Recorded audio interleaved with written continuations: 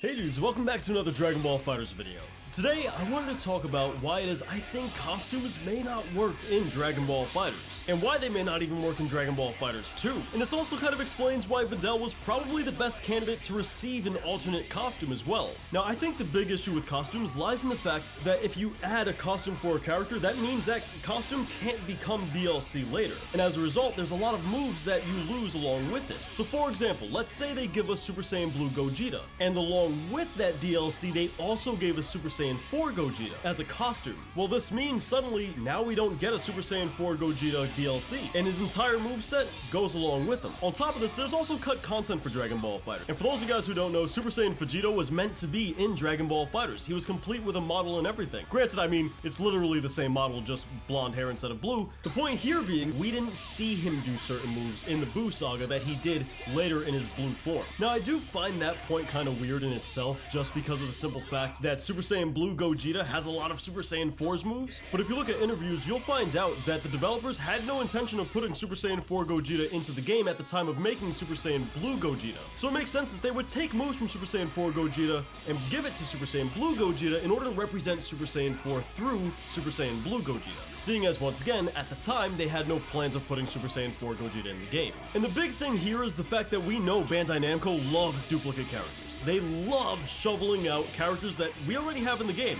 I mean, look at how many Gokus and Vegetas we have. I'm surprised we don't have Clay Goku at this point. So introducing these skins would slice their DLC in half easily. And it would also limit what they can potentially do with future DLCs, because suddenly characters like Future Gohan can suddenly just become a skin. Characters like Majin Vegeta, well, you can forget about that. Another skin for Super Saiyan Vegeta. This also means we wouldn't have a final explosion attack along with him if he were to come as DLC. I know a lot of people want Super Saiyan 4 Goku and Super Saiyan God Goku. Well, just another skin. Base Goku, there'd be no point in him. Just another skin. Same thing with Base Vegeta. So that's why I don't think it would happen in Dragon Ball FighterZ 1. But what about Dragon Ball FighterZ 2? I mean, that's a whole new game. The potential right there is endless. Well, the reason I don't think they would add skins in the way that we're saying right now into Dragon Ball FighterZ 2 is because you already have mains of these various characters. You already have Base Goku mains, Base Vegeta mains, UI Goku mains, Super Saiyan 4 Gogeta mains, Super Saiyan Blue Gogeta mains. So if you start taking away some of these characters and turning them into skins, you're gonna have a lot of disappointed people.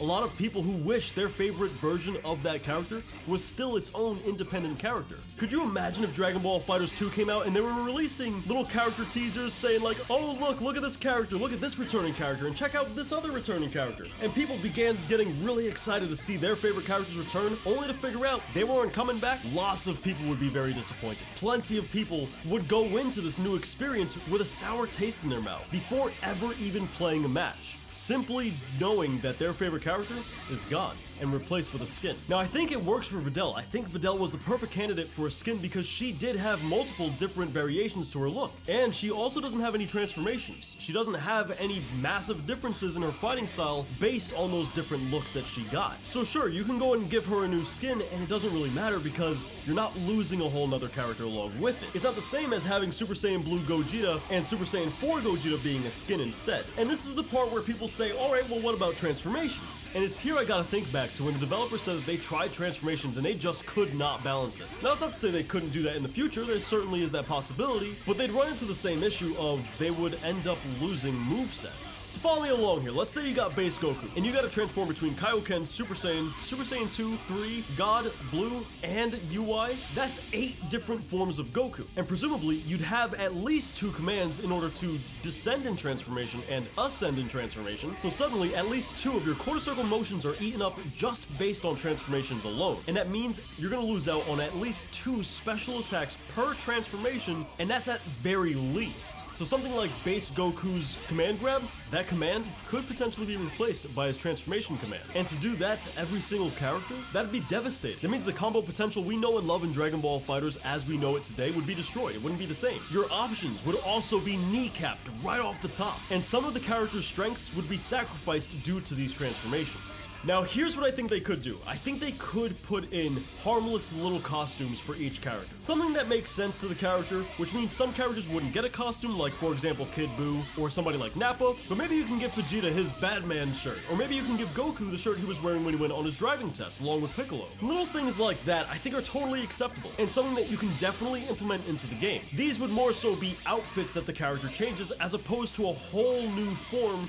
the character takes on as a costume. I think that's definitely a route they can go. Seeing as Great Saiyaman isn't playable in Dragon Ball FighterZ, making that into a costume would also be pretty dope. And while you're at it, give Videl the same costume as well, because I mean, you know, she got in on the superhero business for a little bit too. A character like Master Roshi might get his shell on his back, with his little beach outfit that he wears. And maybe you give Super Saiyan Goku his Yardrat outfit. Like, these are harmless outfits, harmless clothes changes that I think they can implement for different characters that would not change anything at all whatsoever. I think that's a great way for them to go. But let me know what you guys think about this topic in the comments down below. I'd love to hear from you guys. How do you think they can implement costumes in Dragon Ball FighterZ? Because personally, it's something I would love to see come to the game. But if you guys enjoyed today's video and you're new here, feel free to subscribe and watch this video next. Thanks for watching.